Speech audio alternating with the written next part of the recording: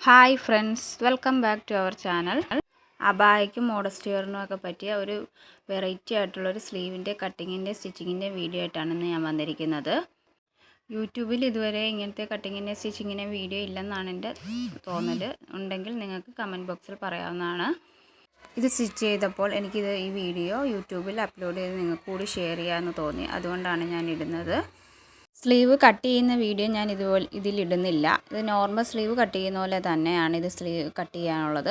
ആദ്യം താഴ്ഭാഗം മാത്രം ഇച്ചിരി വീതിക്ക് കട്ട് ചെയ്യണം. ഒരു 15 മടക്കി ഇട്ടിട്ട് 15 വരാൻ പാകത്തിനൊക്കെ കട്ട് ചെയ്യണം.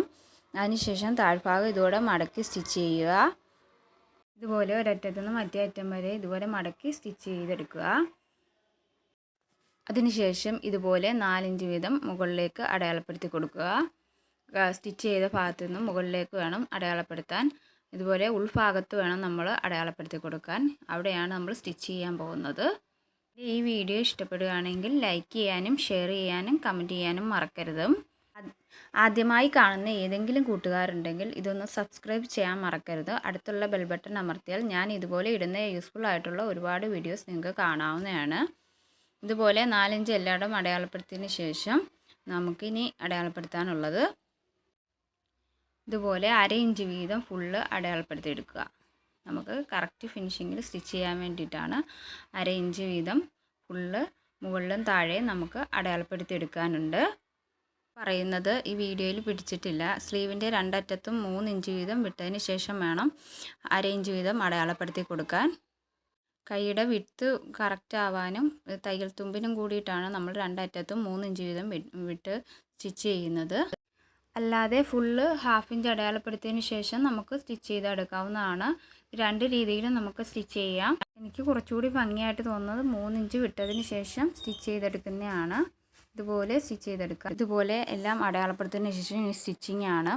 ഇതുപോലെ 1/2 ഇഞ്ച് അടയാളപ്പെടുത്തിയത് ഇതുപോലെ മടക്കി വെച്ച ഒരു പ്രസർ അകലത്തിൽ ആ 4 ഇഞ്ച് അടയാളപ്പെടുത്തിയിടം വരെ സ്റ്റിച്ച് ചെയ്യുക.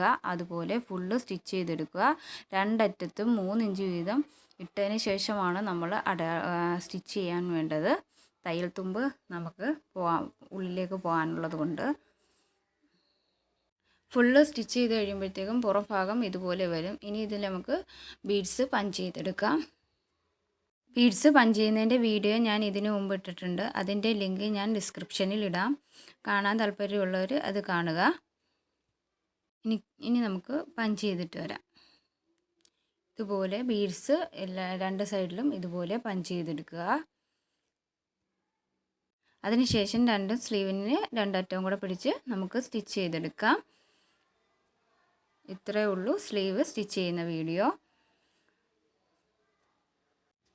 2 സ്ലീവും സ്റ്റിച്ച് ചെയ്ത് കഴിയുമ്പോഴത്തേക്കും ഇതുപോലെ വരും. നമുക്ക് മോഡസ്റ്റ് വെയറിലും അബായയിലും ഒക്കെ ഇതുപോലെ സ്റ്റിച്ച് ചെയ്താൽ വളരെ ബ്യൂട്ടിഫുൾ ആയിട്ടുള്ള സ്ലീവാണിത്. നിങ്ങൾ ഈ സ്ലീവ് ഒന്ന് സ്റ്റിച്ച് ചെയ്ത് നോക്കുക. ഇഷ്ടപ്പെടുകയാണെങ്കിൽ അത് കമൻറ്റ് ബോക്സിൽ ടൈപ്പ് ചെയ്യുക. എൻ്റെ ഈ വീഡിയോ എല്ലാവർക്കും ഇഷ്ടപ്പെട്ടു എന്ന് കരുതുന്നു. Thank you for watching.